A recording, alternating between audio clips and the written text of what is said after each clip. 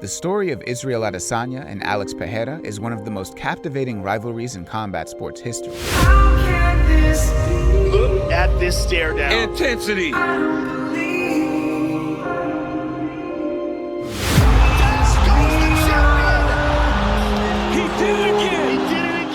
While Pereira rose to glory in kickboxing, Alex Pereira is one of the best kickboxers of all time.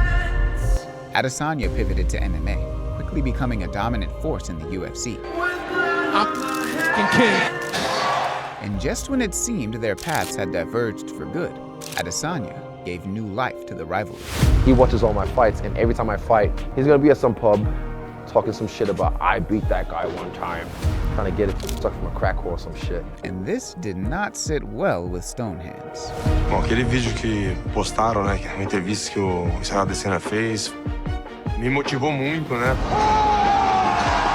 How their rivalry evolved from the kickboxing ring to the UFC octagon is the stuff of legend. That's a big fight, though. The rematch. The fourth fight. Yeah, God, imagine it. If he lose again, though, he's just 4-0 to this guy. Leaving a lasting impact on the world of combat sports. Hey Adesanya, come to daddy. The year is 2017, and inside the Ibirapuera Gymnasium in Sao Paulo, Brazil, Israel Adesanya and Alex Pereira are about to fight a second time for the World Glory Kickboxing Middleweight Championship. Having fought to a close decision in their first meeting, many in the audience expected a similarly back-and-forth battle between the two. But in round 3, Alex landed a bomb that would echo through history. The moment would prove life-changing for both fighters. For Israel, it was a humiliation and the last time he would ever compete in professional kickboxing. For Alex, though, he was on top of the world and spent the next 2 years establishing himself as one of the most dominant and decorated kickboxers in history. Having retired from kickboxing, Izzy made a full transition to MMA. Adesanya had been taking his future in MMA more seriously than his rival, amassing an 8-0 record while simultaneously fighting in glory. After beating former UFC veteran Melvin Gillard and Stu Dare, the UFC saw an opportunity to bring in not only a world-class kickboxer, but someone with one of the most dynamic striking styles in the world. Adesanya burst onto the UFC scene, outclassing Rob Wilkinson. Burn it with a takedown. Even when it gets partially. Yeah, done with these before.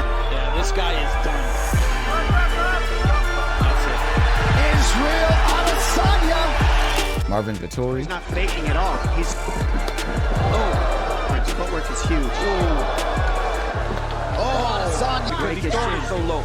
Vettori didn't respect it. Adesanya also, as he lands the spinning attack. And Brad Tavares in 2018. Punch. High kick, spinning kick. Tavares. Adesanya to fight at range. He's not comfortable. Adesanya. Thought. The counter shot. If he can. And he kept that good form going the next year, picking up 3 more massive wins in Derek Brunson. That's really good. He stunned him. Big left and right. Now the uppercut in the knees. It smiles it.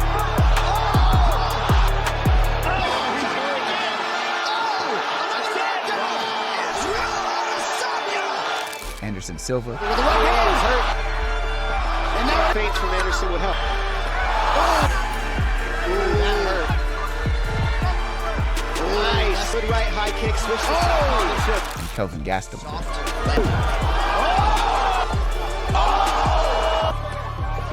Oh my goodness. Huge right. Final 10 seconds. Gastelum goes down. Securing himself a title shot. Within 2 short years, Izzy went from losing to Pereira to knocking out Robert Whittaker to win the world championship in an entirely different sport. Having achieved all he could in kickboxing, Pereira returned to mixed martial arts. Although he hadn't had as much early success as Izzy, having seen people's excitement over Pereira's most recent voyage into the sport, Israel was keen to shut down people's excitement and remind them exactly what place Alex held in his story. At the end of the day, no one knows who the he is, and he's gonna be that guy when I'm world champion, when I'm a legend. He's gonna be at some pub talking some shit about, I beat that guy one time, trying to get it stuck from a crack whore or some shit. But this appeared to have the opposite effect that Adesanya intended. Rather than reminding everyone of Alex's irrelevance, people instead went to go find the footage. Adesanya had mopped the floor with some of the best strikers in the UFC, and thought of someone cleaning his clock with ease seemed alien to the fanbase. With the Streisand effect in full force, the UFC realized the incredible storyline they could have on their hands. And so, Pereira was signed to the UFC, and people's excitement for his arrival was more than justified. With all the clinch and the grab.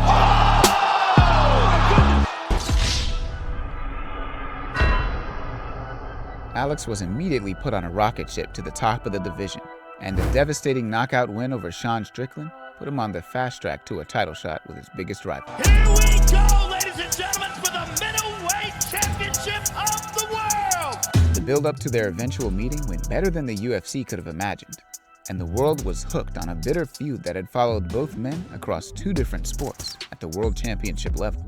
And when that cage door finally shut, the fight appeared to be going in the direction everyone had anticipated. Alex stalking Izzy, while Adesanya did his best to fight from the outside. This game plan appeared to be working well for the last stylebender, outlanding Alex in every round, and by the time it came to the fifth, Poatan was already down badly on the scorecards and needed something huge to pull out of the bag. And would you believe it? The body tonight. Oh! Left hook. Down goes the champion. Pereira trying to claw. Do it. He did it again. He did it again. As someone who defended their belt multiple times and had to this point gone undefeated in MMA, the UFC granted Adesanya an immediate rematch for the title. Like the first fight, most assumed the game plan for Izzy would be to remain on the outside and point fight. But the last stylebender is ever full of surprises.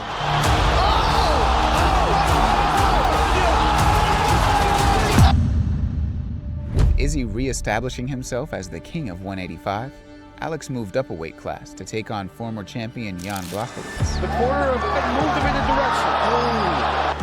And we are fighting it out.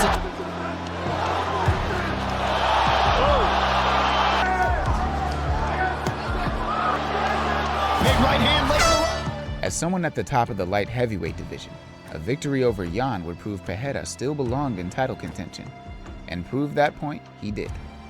It was around this time that Adesanya had lost his belt in a decision loss to Sean Strickland in one of the biggest upsets in UFC history.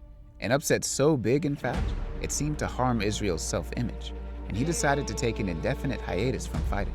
I had a different plan for this, but again, life throws curveballs at you. Thank you. Having just taken out a top contender, Alex was given another title shot, this time for the vacant title against Yuri Prochazka. As a former champion himself, many wondered if Yuri was going to be too big and athletic for Alex. But when Left Hook Larry shows up, everyone goes to sleep. When Pereira got on the mic for his post-fight interview, it truly felt like the tables had flipped when considering his feud with Adesanya. Hey Adesanya, come to daddy. A man who once mocked Alex for drinking in a bar and living in the past now found himself watching Poatan being crowned as the two-weight world championship, while he struggled with an existential crisis. Whether it was Pereira's son mocking Izzy after getting slept, or Izzy repaying the favor, it always felt like an element of pettiness was a crucial ingredient that made their rivalry so special. Israel's comments had not discouraged Alex. They had inspired him to prove he wasn't just some has-been in a bar. So Pereira repaid the favor.